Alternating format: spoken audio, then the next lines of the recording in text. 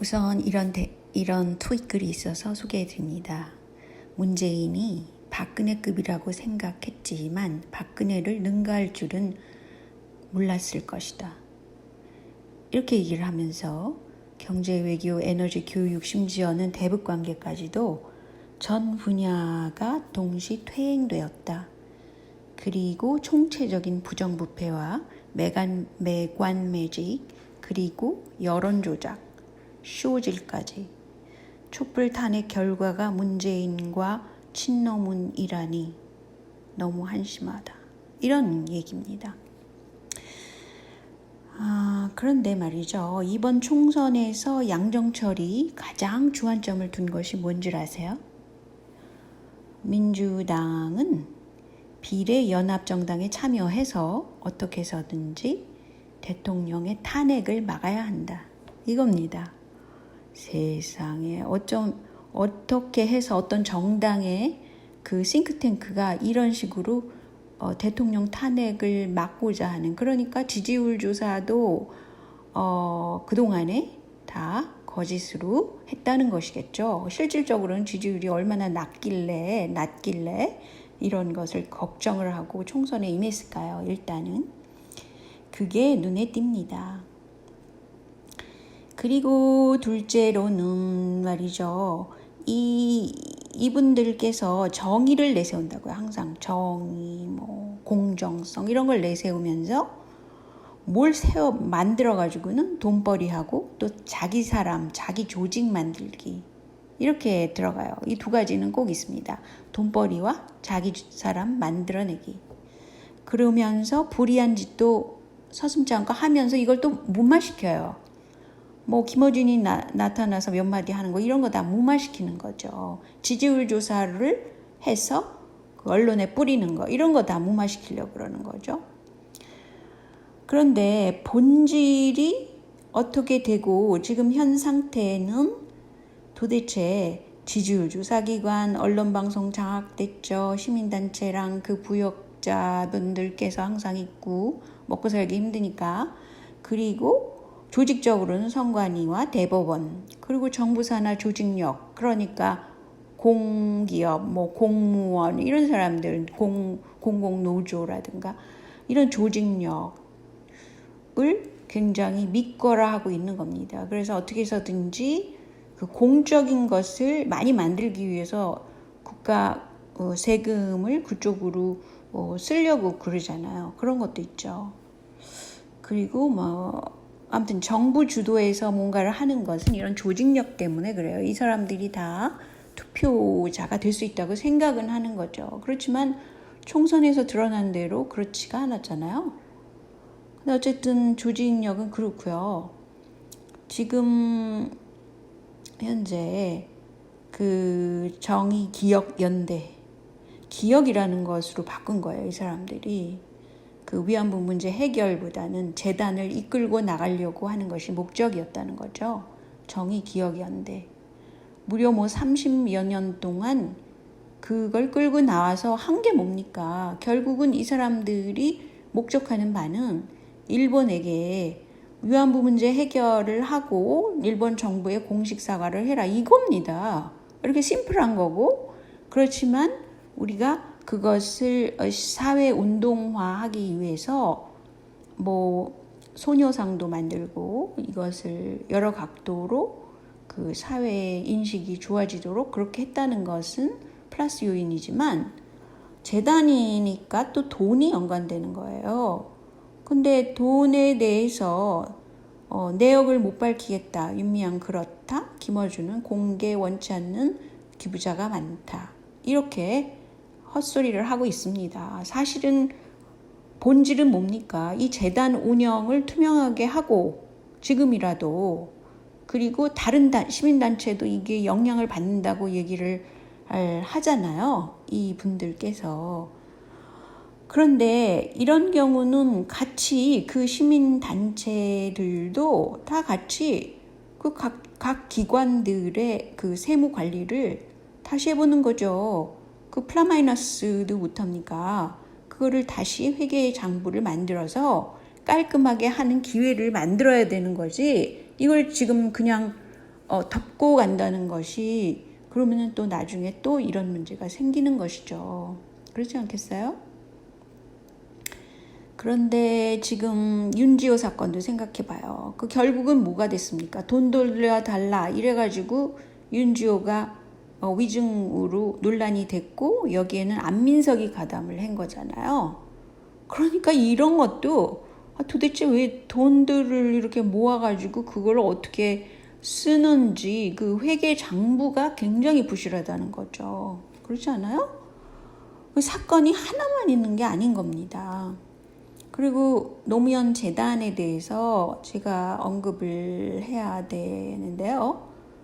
서거 11주기란 말이죠. 이렇게 뭐 노무현 재단 그래가지고 이거를 또 언론 플레이하고 지역마다 뿌리고 그래서 돈 모으고 근데 도대체 그 몇십억에 해당하는 그런 액수가 어떻게 관리되고 있는지는 또 모르는 겁니다. 근데 유시민의 알릴레오의 비밀도 보세요. 맨 처음에 이거 생겼을 때 구독자가 몽땅 아랍어 계정이다. 이렇게 해가지고 뭐 굉장히 구독자가 많다고 그랬지만 실질적으로 그 안을 파헤쳐 보면 그 속은 또 모르는 거죠. 왜 사람이 이렇게 위선적인 것들을 계속해서 하는 건지 모르겠어요. 그러면은 신뢰가 무너져서 그 믿음이 없어지잖아요. 그거는 가장 기본적인 건데 그게 무너지니까 거기에 무슨 좋은 건축을 하겠습니까? 알릴레오도 유시민의 알릴레오도 이 모양인데 제가 그 LG전자 중국법인에 근무 중이었다는 삭발한 노건호 씨가 짠 나타난 것이 2017년도예요. 그때가 8주기인데 지금 11주기가 된 거죠. 근데 이 문제에도 저는 노무현 전 대통령께서 진짜 돌아가셨나? 이거 미지수라고 생각하는 사람 중에 하나예요. 노회찬의 죽음도 저는 믿지를 않습니다. 왜냐하면 그때 최종적으로 그 사체를 본 사람이 없어요. 그게 이제 문제고 그리고 그 무덤 하나 해가지고 그거를 계속 기리고 나가는 거예요. 그리고 돈도 모으고. 근데 기억재단하고 얼마나 이게 비슷합니까? 그 왜 이렇게 기리고 돈을 모으고 항상 끌어 모으고 그 조직이 현재까지 문재인 정부 하에서의 조직과도 마찬가지로 운영되고 있잖아요. 그래서 저는 이런 것이 왜 하필이면 노건호 이 사람이 그 문제가 된 LG전자 중국 법인에 근무하고 있을까? 그리고 이 노무현에 대해서는 세계화 세력의 총대를 맸던 그런 분이잖아요. 그래서 지지율이 어떻게 됐어요? 그 이분이 세계화를 그렇게 추진했기 때문에 많은 진보 성향 사람들이 반대를 해서 지지율이 한 자릿수였잖아요. 마지막에는. 그러니까 진짜로 노무현 이분이 정말 한국의 그런 그 도움을 많이 받아야 되는 그 하층을 위해서 한 일이 과연 무엇이었을까? 오히려 대기업 삼성을 위해서 한 일은 많았죠. 이런 문제, 이게 굉장히 그 위화감을 주는 겁니다. 이게 뭔가 이상하다. 그렇지 않겠어요? 그래서 저는 사실 개인적으로 볼 때 이렇게 세계화 세력으로서 노무현, 세계화 세력으로서 김대중 이렇게 인식이 될 수밖에 없어요. 카드를 가장 많이 뿌리고 또 한국을 전자 사회로 만들고 빌 게이츠와 친하고 이랬던 분이 김대중도 그렇고 또 노무현도 그렇고 문재인도 그렇습니다. 여기 공통점이 있잖아요. 그러니까 미국 민주당하고 친하다는 거죠. 그런데 이제 이 박원순 시장도 마찬가지로 2015년에 중국을 다녀오게 됩니다. 21세기 위원회라는 걸 통해 가지고 거기서 무슨 Understanding China라고 그러면서 중국을 이해하자 뭐 이런 프로그램이 있었나 봐요. 거기 위원 자격으로 참석했대는데 홍석현 씨와 함께 거기 참여를 했답니다. 벌써 이게 세계의 글로벌 거버넌스잖아요. 세계화 세력이에요, 이분들은. 그럼 본인들이 그냥 세계화 세력이라고 그러면 되는데 마치 한국 사회의 모든 문제를 해결할 것처럼 그렇게 포장을 하고 있잖아요. 그리고 계속 그 불법적이고 위선적이고 이런 것으로 계속 연명을 해 나가려고 그러는 거죠. 그래서 저는 이것이 위선적이기 때문에 제가 문제를 삼는 걸 거예요. 저 같은 경우는. 왜 사람들이 이렇게 위선적으로 행동을 해야만 할까? 왜 이렇게 가리면서 뭔가를 추진해야 될까? 이런 거 있죠. 도대체 이분들의 진정한 마음속은 무엇일까? 진짜 민중을 위하는 것일까? 뭐 이런 거.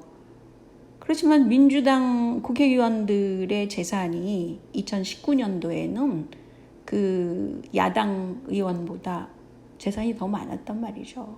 그런 걸 보더라도 이거는 양당 정치가 아니라 이제 일당 정치가 된다 해도 참 걱정이 되는 거죠. 한국의 문제점들을 다룰 수가 없는 거예요. 한국의 문제점이라는 건 빈부차가 커지고 그 여성 문제가 문제가 아니라 한국의 진정한 문제는 자살률이 많고 이 건강을 지키는 그런 시민운동이 너무 약하다는 거예요. 환경을 지키는 시민운동은 거의 없잖아요. 그러니까 이거는 뭔가 이상하다는 거죠. 그래서 여러분들이 댓글로 좋은 댓글을 많이 남겨주시는데 이런 문제가 있기 때문에 그 겉으로는 좋은 타이틀을 걸지만 속으로는 그 썩어 들어가고 있는, 그래서 그 지지율도 굉장히 하락된, 실질적으로 그렇기 때문에 이분들이 걱정스러우니까 지금 선거 부정을 양정철이 민주위원회에서 주관해서 했다, 이런 결론에 이르는 거죠. 좀 간단하지 않겠어요? 자, 오늘은 여기까지만요. 안녕히 계세요.